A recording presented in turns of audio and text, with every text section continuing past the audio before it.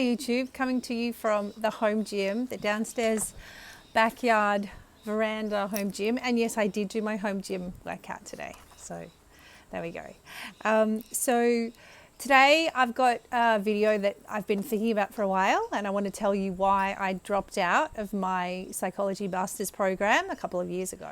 And I did that at the start of 2023. I have 5 reasons why I decided to drop out of my master's program. Dropping out of master's is not a small decision because, like most university degrees, you cannot defer the course. So if you decide at the start of the year that even though you've gotten a hard-fought place for a master's program, if you decide you don't want to pursue it, you have to drop out and then you would have to reapply again. When you do when you get into a master's program, you have to apply to APRA, which is the governing council which allows you to apply to become a provisional psychologist. And by becoming a provisional psychologist with APRA, you have to agree to the code of ethics of the Australian Psychological Society. So I got into a professional master's program. So my university where I was doing it offered a professional master's program, which is a 1-year program, or a clinical psychology program, which would be a 2-year program. But for all intents and purposes, the first opening class that we did was both clinical psychologist and professional psychology streams in together. So I was attending the first sort of course, I think it was called, the first course where we were covering the very beginning steps of being a master's student in terms of seeing clients, talking about confidentiality with clients, talking about an intake session, those kinds of things. So I think I attended 3 or 4 weeks of class until I decided that I wasn't going to go further. So the first reason, the main sort of thing that caused the need to make a decision straight away to stop was that I actually made an administrative error. So there were 2 forms that I was meant to fill in online to defer my fees. One to defer the student union fees, and the other one was to defer the payment of the course fees. And these were forms that I had completed all through my undergraduate studies, but I hadn't mistakenly only filled in one of these forms before the due date. I thought I'd done both, but I'd only done one, which meant that in the 3rd week of class, I got an email from the university saying that I hadn't deferred my fees or paid my fees, and then they were cancelling my enrolment.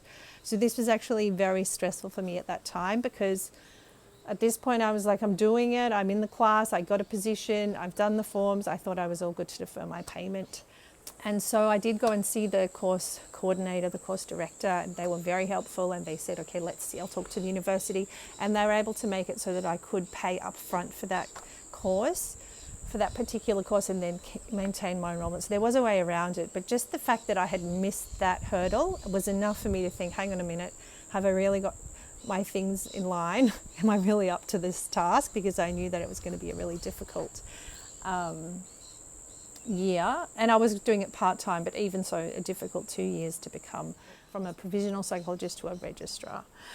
Anyway, so that was kind of the big thing which made me think, hang on a minute, maybe this isn't for me after all. So that's kind of the first one, is that administrative error that I made. The second one is the financial commitment that I was making to masters. I think it highlighted to me that actually I was going to be taking on a lot more debt to get this study, and that started to play on my mind. I thought I've already racked up quite a lot of HECS debt, or HELP debt, whatever you call it in Australia. And did I really want to be committing to this full fee paying course? Because the clinical psychology program was a Commonwealth supported program, which meant the fees were reduced. But I had gotten into professional psychology, which was not a Commonwealth supported, so I'd be paying full fees. And then I was really deciding, is this really what I want to do? Do I really want to commit to this huge taking on of more debt at this time? So that was another reason. I think I just decided, hang on a minute, I don't want to be taking on more debt. I've already got to pay off the debt that I've got. Even though as a psychologist, potentially I could earn more money, I just couldn't see that that would happen soon enough. And so that was one of the deciding factors. The third deciding factor was also related to that in terms of financially, is that within the next 2 years, I would have had to find time to do an internship, which meant I wouldn't be able to work very much. And as a wife, as a mother of 3 teenage children, providing for my family is an important thing that I need to do right now. And so I was really concerned that actually practically it just might not work at this time. I didn't have enough of a buffer saved up so that I could confidently go off and do an internship unpaid for a significant period of the next 2 years. So that was another factor that helped me decide to drop out. The fourth reason why I decided to drop out is I actually wasn't feeling on top of my game. I had recently, the year before, I had changed jobs and I had gone to a job that didn't work with me at all. I think I suffered some sort of vicarious trauma. I also felt very burnt out. This was while I was doing my honours thesis. And so I still, as the course, I talked to the course coordinator, she said to me, "You sound like still a bit bruised by that whole experience." And I was. And I felt if I'm bruised by that experience, maybe this is not the right time to be starting a master's program. Maybe this is the time where I have to work on recovering, feeling better, getting back to some sort of baseline before I embark on such a challenging program. So that's the fourth reason. And the final reason that I decided that I would have to withdraw from the program or drop out from Psychology of Masters is the gender-affirming care that is being kind of pushed by the psychologists in the Australian Psychological Society. And when I tried to ask questions about this, no one really wants to talk about it. So everyone's meant to just kind of be quiet and just toe the line and hope that, nothing comes too close to them and they can just get away with staying quiet on this issue.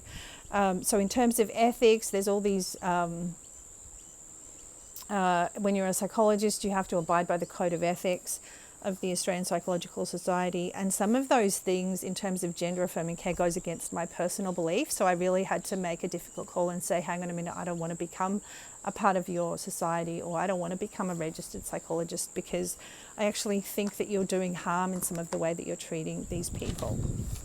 I think that it's actually going to be harming especially adolescents, especially girls, when they're in a difficult time, they're experiencing puberty and body, coming to terms with the changes that are happening to their body, and to be selling them some sort of gender affirming care where they can change genders and miraculously heal some of that or change some of that goes against my beliefs. So actually within the first few weeks of this course, someone in my class had similar concerns, raised their hand and asked, okay, can we talk a bit about this gender affirming care and how it gets applied by us as psychologists in the future. And the lecturer basically just completely handballed the question, just said, that's not an area of my expertise. And if I was to see a client who was presenting like that, I would just refer them on. So basically just not even willing to talk about those issues at all. And so that was a sign to me that I'm like, hang on a minute, no one even wants to talk about this. Everyone's just zipping their lip and just going along for the ride. And that just didn't sit well with me at all. So that's a bit of a summary about why I decided that it wasn't the right time for me to do my psychology masters. I feel like hopefully there's some change in the air in terms of how this gender affirming care is being sort of promulgated, and people are not speaking up. I've heard more people speaking up against it. And so I just wanted to add my voice to this. So those are the 5 reasons why I decided to drop out of my master's program. I'm pleased that I've dropped out. I always feel good when I'm living in alignment with my own personal beliefs, and to not be in alignment in that way just didn't feel right for me. So good to talk to you, YouTube. I'd love to hear any questions, thoughts. Please reply in the comments how you respond to my video, like the video, subscribe to my video, and if there's any other things you want to know, please let me know and I'll make a video. Okay, thanks everyone. Bye YouTube.